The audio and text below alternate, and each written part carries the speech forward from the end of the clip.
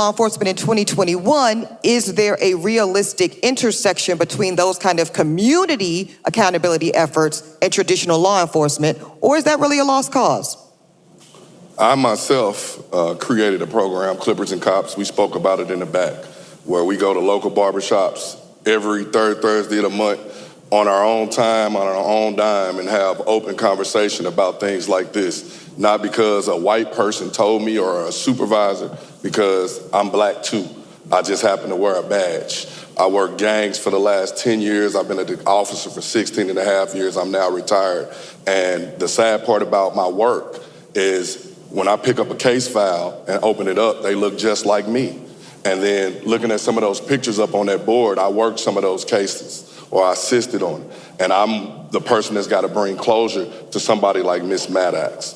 At the end of the day, I'm about communication, change, and everything that we talk about, but it starts with action and actually doing. A lot of people last summer with the protests had a lot to say, but what are we doing afterwards? We have to, the police, it's not just a police issue, it's a us. It takes us. The police works our communities. For me working some of these cases, people know it's not what I know, it's what I can prove. And in the black community, we've been taught, hey, don't snitch. Hey, that ain't my business until it affects us.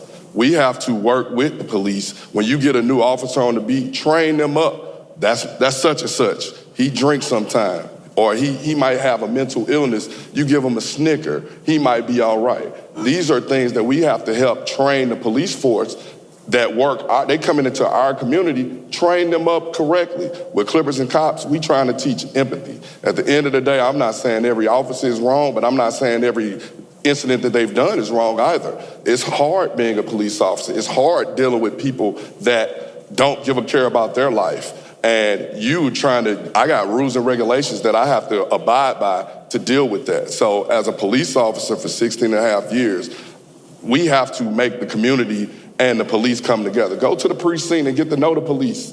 Go black, white, whoever. When you see a new rookie officer, hey, where you from?